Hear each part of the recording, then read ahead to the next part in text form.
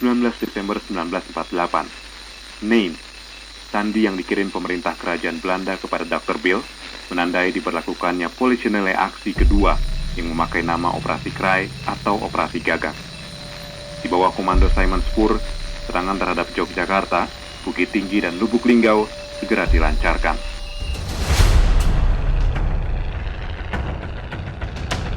Tujuan Belanda adalah melumpuhkan kekuatan Republik sekaligus menyingkirkan Soekarno-Hatta. Jogja jatuh, para pemimpin Republik berhasil ditawan. Aksi polisionil, aksi keamanan. Jadi menganggap bahwa Indonesia itu tidak ada, kan? Itu masih Hindia Belanda dalam benak Jenderal Spur. Republik Indonesia itu tidak ada. Sebagai bagian dari aksi Bumi Hangus, seluruh dokumen pada instansi Republik harus dimusnahkan. Keadaan yang sama terjadi di kantor Dinas Kode.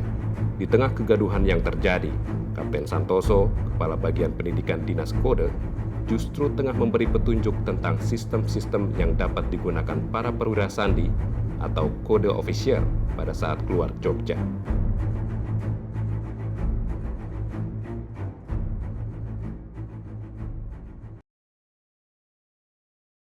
CDO atau Kode Ofisier berkedudukan di bawah Dinas Kode, sebuah instansi yang dibangun Dr. Rubiono Kertapati berdasar perintah yang diterima pada 4 April 1946.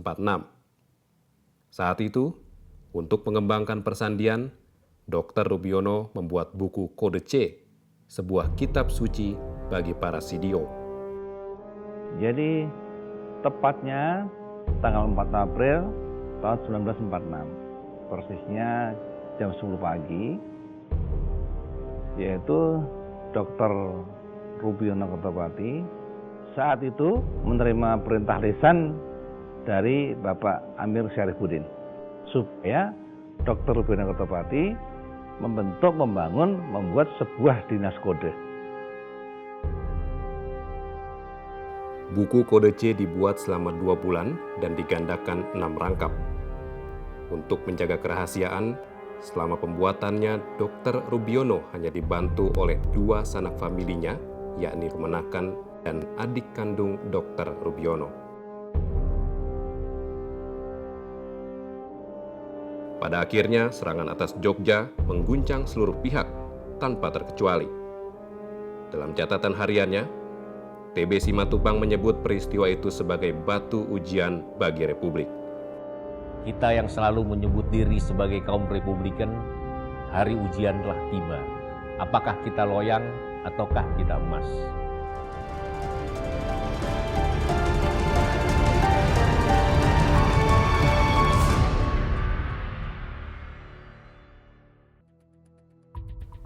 Santoso, Sumarkijo, dan Sudiatmo tiba di Samigalo.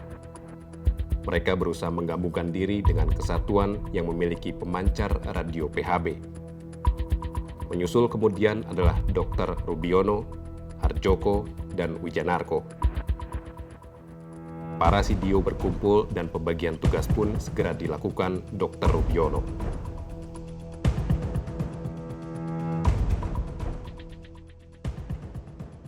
Sumarkijo dan Sudiatmo mulai membangun kode kamar atau kamar sandi darurat di rumah keluarga Mertosetomo. Secara berkala mereka berusaha melakukan kontak dengan radio di Jawa maupun PDRI di Bukit Tinggi.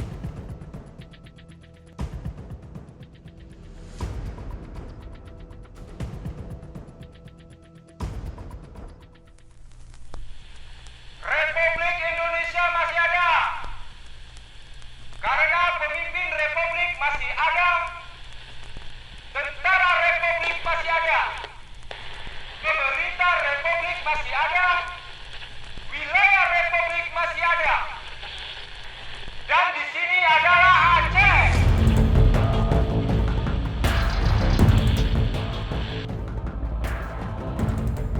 Radio telegrafi Bidar Alam menggunakan pemancar MK3.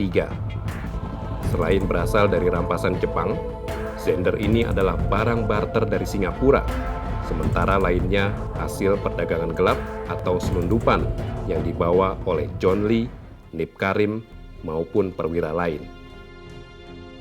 Zender Bidar Alam kemudian menjadi simpul yang menghubungkan Jawa dan Sumatera. Melalui perhubungan dengan Zender PC2 klien, hubungan dengan Zender lain segera terbentuk. Demikian pula dengan titik di Sumatera. Secara beranting, Zender Bidar Alam terhubung dengan Koto Tinggi, Tangse, dan Kutaraja, sebelum akhirnya diterima telegrafis Auri di pesawat Seolawah yang berada di Rangon. Dari Rangon, pesan disampaikan ke New Delhi maupun perwakilan-perwakilan republik lainnya.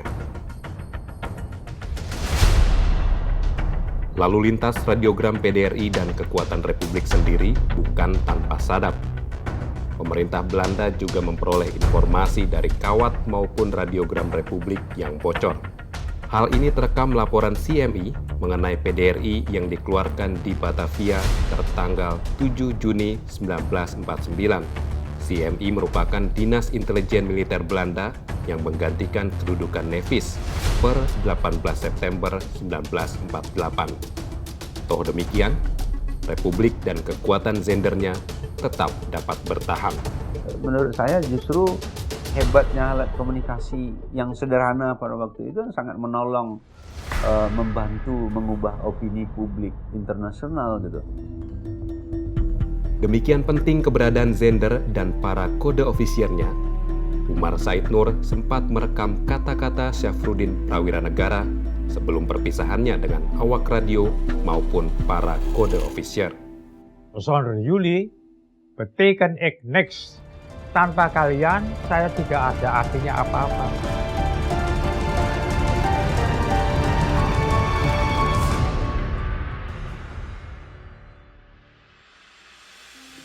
Perjuangan rakyat membawa hasil. Sebuah capaian besar terwujud berkat sinergi elemen-elemen terkecil. Kurir, mata-mata, Zender maupun para perwira sandi berhasil menjadi tulang punggung revolusi. Berkat kekuatan tersebut, jaring perhubungan dari titik terjauh di ujung gunung hingga pedalaman rimba raya berhasil membelah angkasa dan mengarungi lautan untuk menyerukan kemerdekaan dan gelora perlawanan rakyat. Suara-suara tersebut bahkan berkumandang hingga meja perundingan dan pada akhirnya berhasil memaksa Belanda angkat kaki dari negeri ini. Tanpa hubungan sandi, kurir, dan radio yang menyampaikan berita-berita yang diperlukan, apa jadinya dengan negara dan bangsa Indonesia?